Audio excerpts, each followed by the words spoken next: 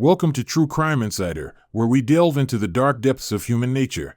Today's case takes us to the quaint little town of Maplewood, New Jersey. The story is about a husband's affair with his son's girlfriend that ended in a brutal murder. Before we get to the story, comment below where you're watching from and don't forget to subscribe. Your support means a lot to me. A small town with a population of 25,000, nestled amidst rolling hills and picturesque farmland, was known for its peaceful atmosphere and close-knit community. Generations of families had lived there, their lives intertwined like the roots of the ancient oak trees that dotted the landscape. It was a place where everyone knew everyone, where secrets were whispered in hushed tones, and where the occasional scandal was met with a collective gasp and a flurry of gossip. But nothing could have prepared Maplewood for the horrifying events that unfolded on a chilling autumn evening in 2023. The story begins with the seemingly idyllic family of the Millers. Mark Miller, a respected businessman and pillar of the community, was married to the lovely Sarah Miller, a kind and compassionate woman who volunteered at the local soup kitchen and was adored by everyone who knew her. Their son, 21 years old Ethan Miller, was a bright and popular student at the local university, known for his easygoing nature and charming smile. Life, for all outward appearances, was perfect. However, beneath the surface of this seemingly perfect family, a dark secret was brewing. Mark Miller, despite his seemingly devoted marriage, harbored a deep-seated desire for something more, something exciting. He found himself increasingly drawn to younger women, his eyes wandering to those who represented a stark contrast to his wife. Sarah, after years of marriage, had become a familiar, comforting presence. It was at a local bar, a place where Mark often went to unwind after a long day, that he first laid eyes on the captivating Emily Carter. Emily, at just 18 years old, was a vibrant and vivacious young woman, a recent high school graduate with a bright future ahead of her. She was the girlfriend of Ethan Miller, Mark's son, a fact that would later become a central point in this tragic tale. The attraction between Mark and Emily was immediate and undeniable. Mark, with his charm and charisma, quickly captivated Emily, who was drawn to his maturity and worldly experience. Emily, in turn, represented a youthful energy and excitement that Mark craved. Their forbidden connection blossomed in secret, hidden from the prying eyes of the community and, most importantly, from Ethan, who was blissfully unaware of the betrayal unfolding within his own family. Their clandestine meetings became more frequent, their conversations growing increasingly intimate. Mark, blinded by his infatuation, began to neglect his wife and son, his attention consumed by his new lover. Sarah, initially oblivious to her husband's infidelity, began to notice a shift in his behavior. He was distant, preoccupied, and often disappeared for hours without explanation. Her suspicions grew, fueled by a nagging feeling that something was terribly wrong. Meanwhile, Ethan, completely unaware of his father's betrayal, continued his relationship with Emily, oblivious to the storm brewing just beneath the surface. He was deeply in love with Emily, seeing her as his future, his soulmate. He had no inkling that the man he considered his father was secretly vying for the affections of the woman he loved. The secret affair continued for several months, a dangerous game played out in the shadows. The consequences of Mark's actions, however, were about to come crashing down, shattering the illusion of normalcy and plunging Maplewood into a state of shock and disbelief. The idyllic facade of the Miller family was about to crumble, revealing a dark and twisted reality that would forever stain the town's history. The inevitable confrontation came on a crisp autumn evening, the air filled with the scent of fallen leaves and a chilling premonition of the tragedy that was about to unfold. Ethan, suspicious of Emily's increasingly erratic behavior and her frequent disappearances, decided to confront her. He had noticed a change in her demeanor, a distance that had crept into their once intimate relationship. His intuition, fueled by a young man's protectiveness for his beloved, urged him to seek answers. Little did Ethan know that his quest for truth would lead him to a horrifying discovery, a revelation that would shatter his world and leave an indelible mark on his soul. He found Emily at Mark's secluded cabin, a place where the two had secretly met for months, a sanctuary for their forbidden love. The sight that greeted him was one he would never forget, a scene etched into his memory forever. He walked in on his father and Emily in a compromising position, the undeniable proof of the betrayal that had been gnawing at his subconscious. The shock was palpable, a wave of disbelief washing over him as he processed the unthinkable reality. His father, the man he had always admired and respected, had been lying to him, deceiving him in the most profound way imaginable. His heart shattered into a million pieces, replaced by a burning rage that consumed him. Words were exchanged, accusations hurled like daggers in the tense silence of the cabin. Mark, caught red-handed, attempted to justify his actions, his voice laced with a mixture of desperation and arrogance. But Ethan, blinded by fury and heartbreak, refused to listen. The betrayal was too deep, the wound too raw. A heated argument ensued, fueled by anger, hurt, and a sense of utter betrayal. Mark, trying to defend himself and protect his affair, lunged at Ethan. The fight was fierce, a blur of fists and shouts, leaving the cabin in disarray. The struggle ended abruptly. A groan, a choked gasp, the silence that followed was deafening. The dim light of a single lamp revealed a figure sprawled on the floor. Mark lay still, his eyes staring blankly at the ceiling, blood staining the wooden floor. Ethan, his face pale and hands trembling, stood frozen. He had been in the thick of the fight, but the details were hazy. His gaze fixed on the body, he seemed in shock. He was holding the hunting knife, the blade slick with blood. As others rushed to Mark, Ethan stumbled back, his eyes widening in panic. He couldn't remember how or when the knife appeared. The events of the evening spun in his mind, a dizzying jumble of anger, fear, and confusion. The knife, its cold steel glinting in the darkness, seemed a silent accusation. But hold on tight, because this isn't just a simple case. There's more to this story. This isn't just a murder, it's a tangled web of secrets and betrayals. What really happened that night? Who is responsible? The answers are out there, buried beneath layers of lies and manipulation. Remember, this is just the beginning. Emily, paralyzed by fear and shock, watched in silence as the events unfolded. She had become an unwitting participant in a tragedy that had spiraled out of control. Her initial attraction to Mark had led to a chain of events that had culminated in a horrific murder. The consequences of her actions would forever be etched into her memory, a constant reminder of the night she lost everything. The news of Mark Miller's death sent shockwaves through Maplewood. The peaceful town was plunged into a state of disbelief and fear. The seemingly perfect family was shattered, the idyllic facade ripped away to reveal a dark and twisted reality. The whispers of scandal turned into horrified gasps, the close-knit community torn apart by the tragedy that had befallen them. Ethan, arrested and charged with murder, faced a future shrouded in uncertainty. His life, once filled with promise and potential, was now defined by a single, horrifying act. Emily, haunted by her role in the tragedy, became a pariah, ostracized by the community she once called home. Sarah, devastated by the loss of her husband and the betrayal of her son, struggled to cope with the unimaginable pain that had entered her life. The murder of Mark Miller sent shockwaves through the Maplewood Police Department, prompting a swift and thorough investigation. Detective Sergeant Wallace Gilbert, a seasoned veteran, was assigned to the case. He knew that the seemingly straightforward murder scene held a multitude of secrets, a tangled web of lies and betrayals that needed to be unraveled. The initial investigation focused on Ethan, the prime suspect. His emotional state was fragile, his demeanor erratic. While he readily admitted to the altercation with his father, he claimed self-defense, arguing that Mark had attacked him first. However, the physical evidence didn't entirely support Ethan's version of events. While Mark had sustained injuries consistent with a struggle, the fatal wound suggested a deliberate act, not a panicked reaction in self-defense. Detective Wallace, however, sensed a deeper layer to the story. The whispers in the community, the hushed conversations in the local diner, hinted at a hidden affair, a secret that could unravel the seemingly perfect facade of the Miller family. He delved into Mark's personal life, meticulously piecing together the fragments of his existence. Emily, initially hesitant to cooperate, eventually broke down under the relentless pressure of the investigation. She confessed to her affair with Mark, revealing the months of clandestine meetings and stolen moments. She described a passionate, yet tumultuous relationship, a forbidden love that had consumed them both.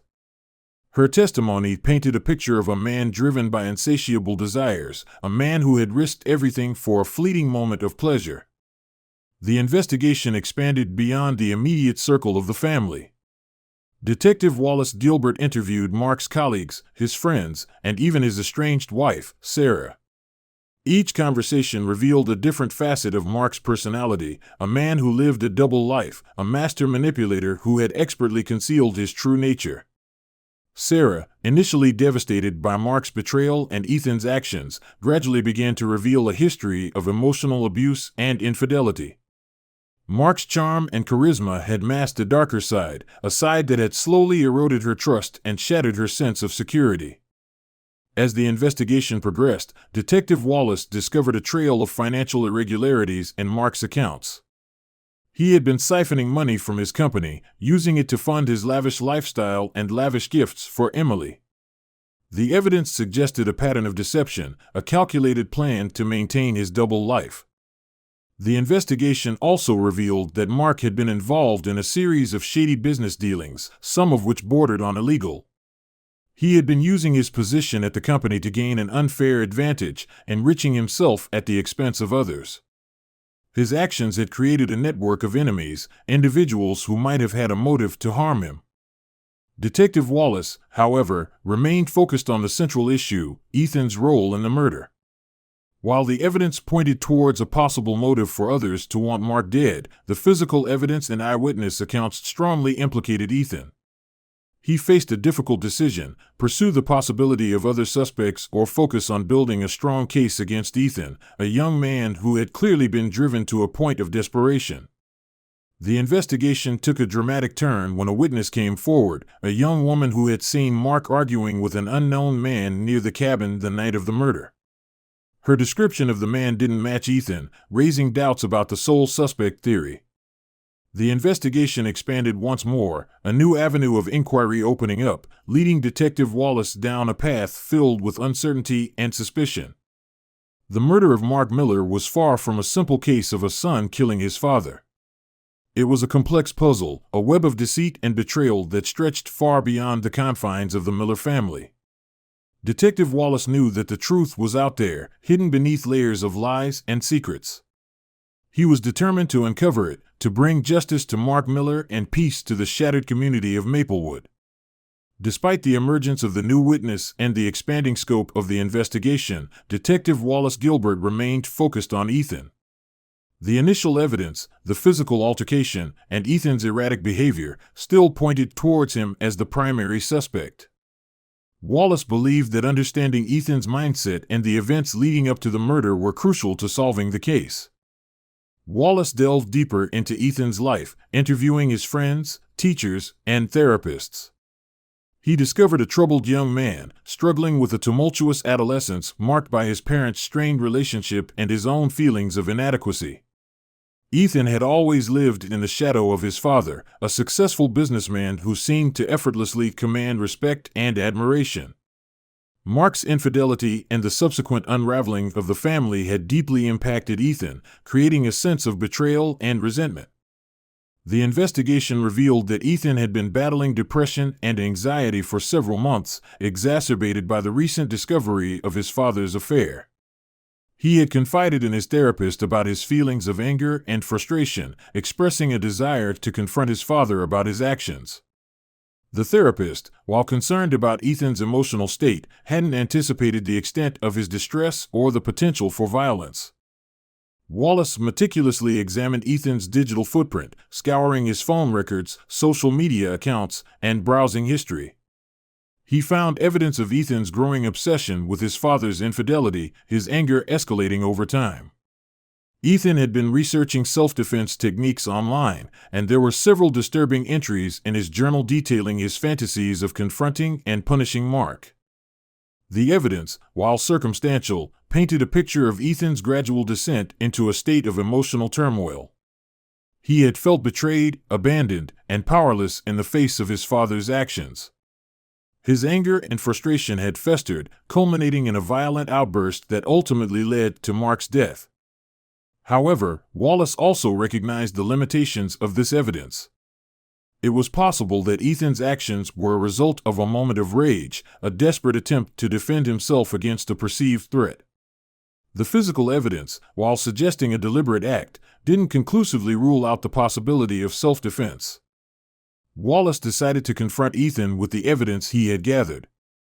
He presented Ethan with the findings of his investigation, highlighting the inconsistencies in his initial story and the evidence of his growing anger and obsession. Ethan, initially defiant, began to crumble under the weight of the evidence. He confessed to his escalating anger towards his father, admitting to the desire to confront him. He claimed that the fight had escalated quickly, that Mark had become aggressive, and that he had acted in self-defense. However, he also admitted to a moment of panic, a lapse in judgment that had led to the fatal blow.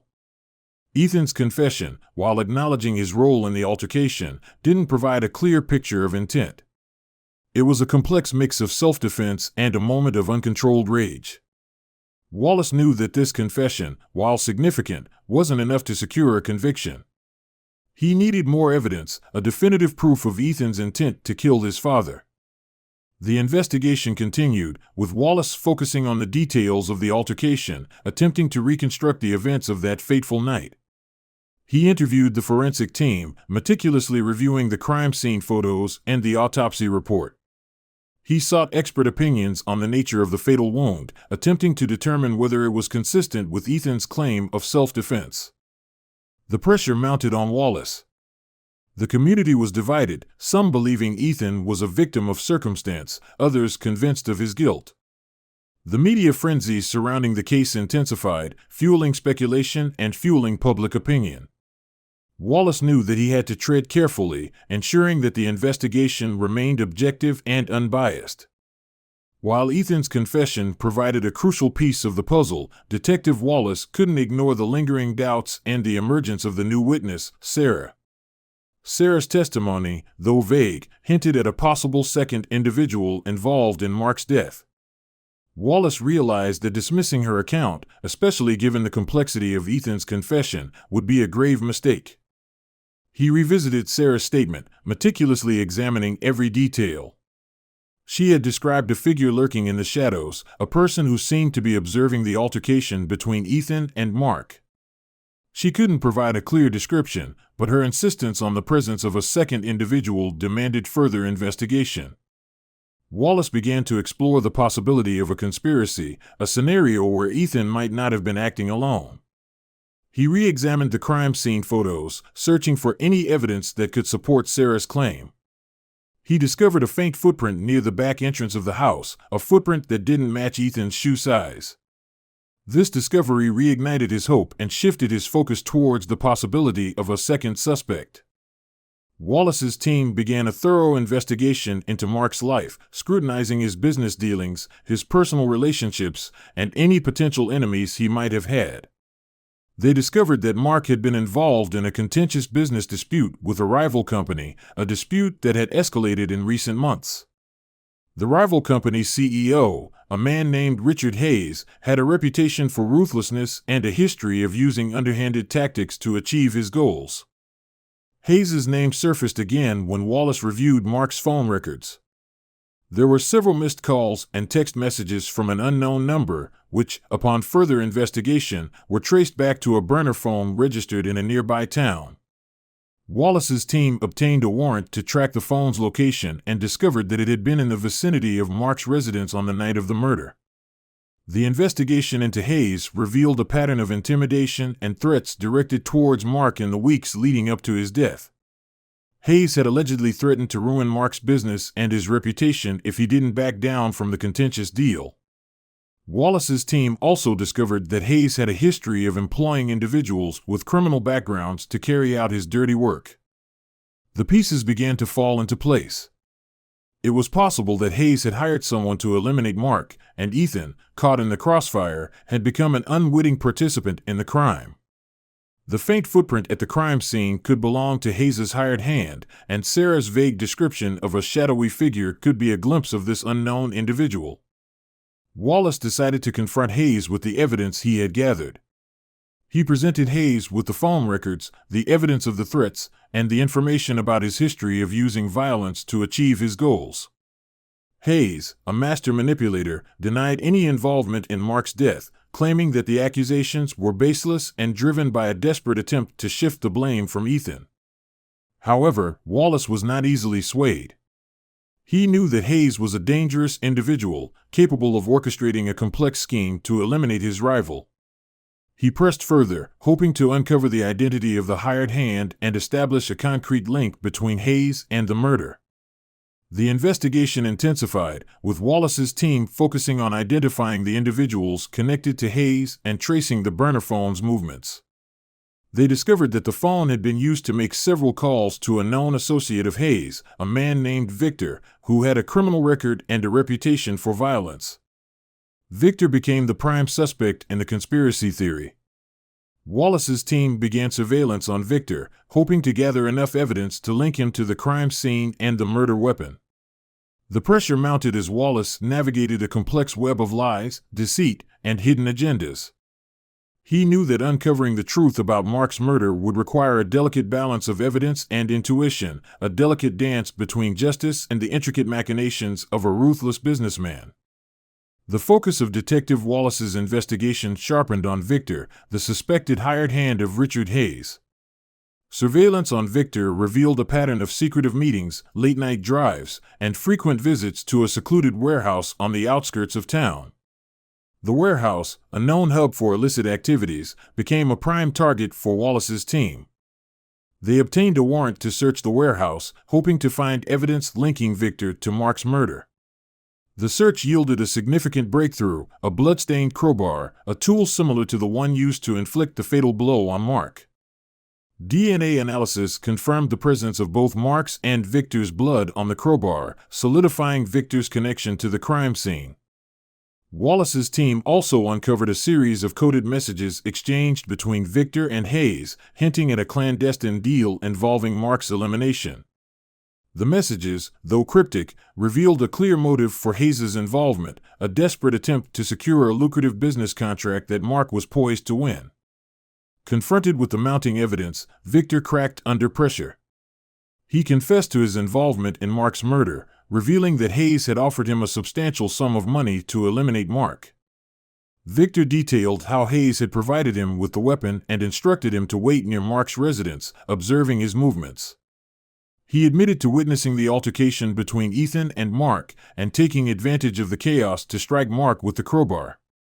Victor's confession corroborated Sarah's account of a shadowy figure lurking in the shadows, confirming the presence of a second individual at the scene. It also explained Ethan's confusion and the inconsistencies in his initial statement. Ethan, caught in the middle of a violent confrontation, had genuinely believed he was the sole perpetrator of Mark's death. With Victor's confession and the substantial evidence gathered, Wallace finally had the pieces of the puzzle in place. He had successfully exposed a complex conspiracy orchestrated by Richard Hayes, a man driven by greed and a ruthless pursuit of power. Hayes, confronted with Victor's confession and the overwhelming evidence against him, was arrested and charged with conspiracy to commit murder. The case against Ethan was dropped, and he was released from custody. Ethan, initially burdened by guilt and confusion, was relieved to be exonerated. He expressed his gratitude to Detective Wallace for his persistence and dedication to uncovering the truth.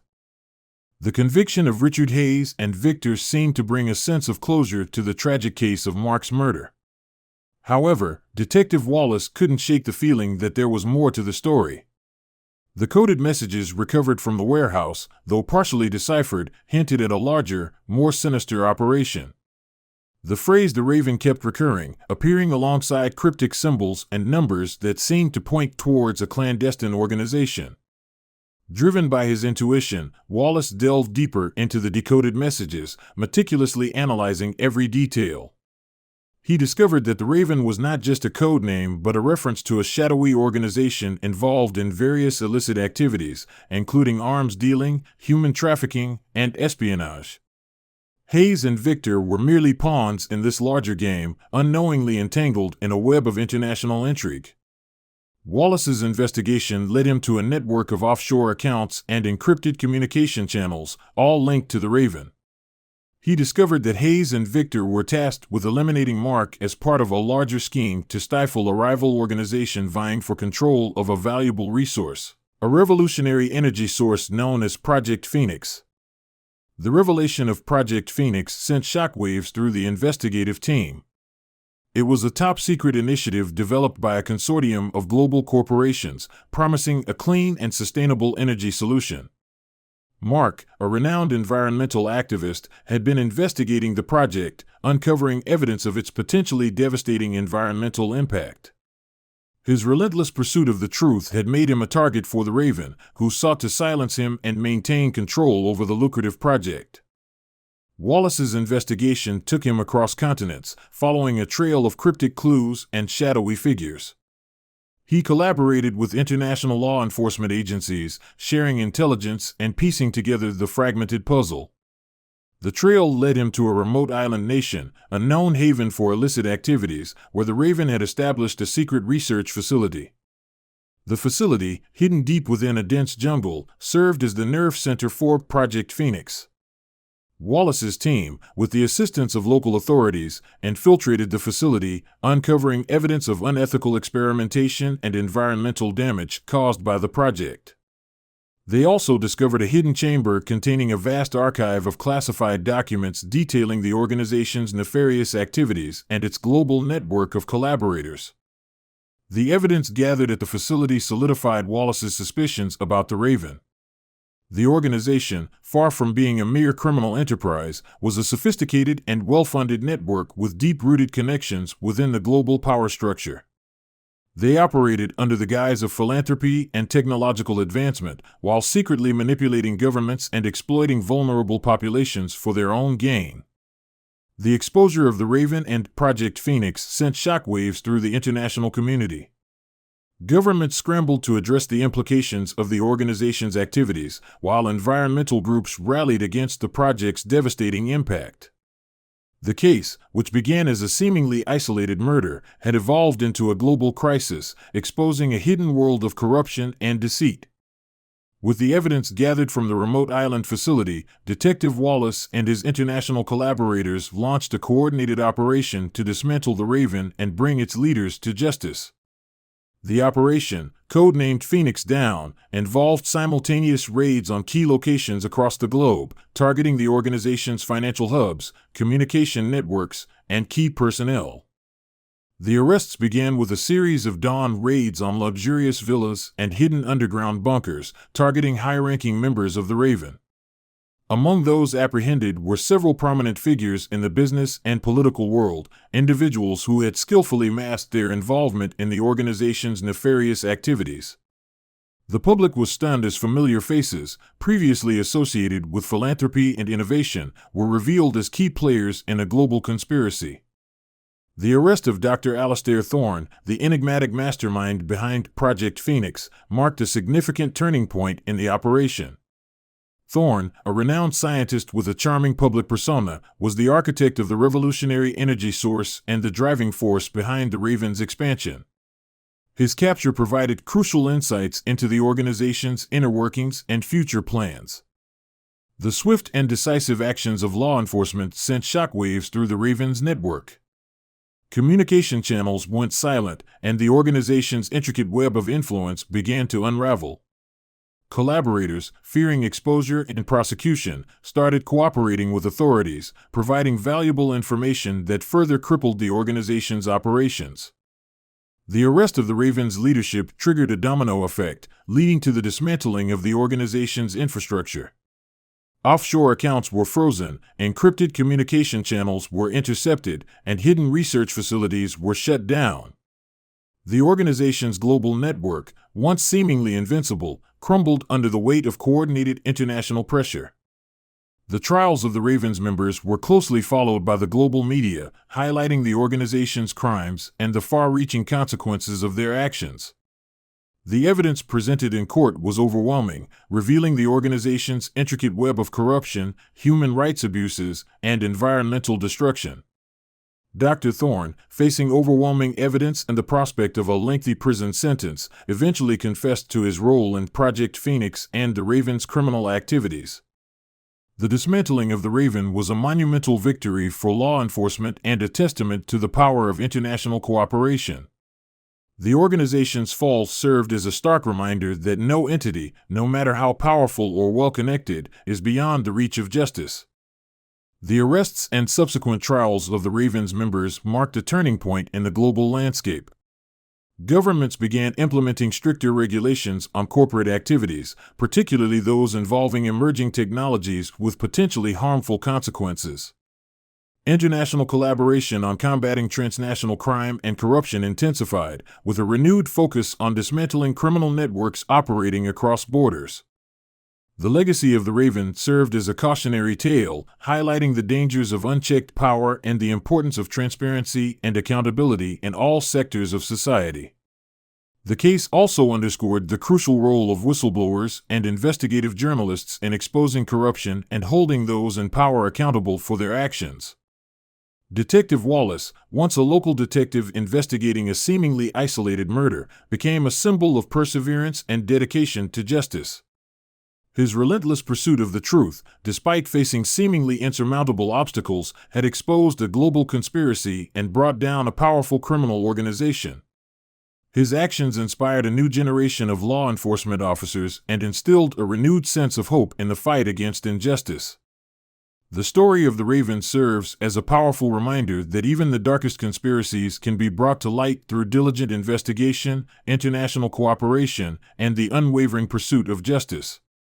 The world, forever changed by the exposure of this hidden network, emerged with a renewed commitment to transparency, accountability, and the protection of its most vulnerable citizens and the environment.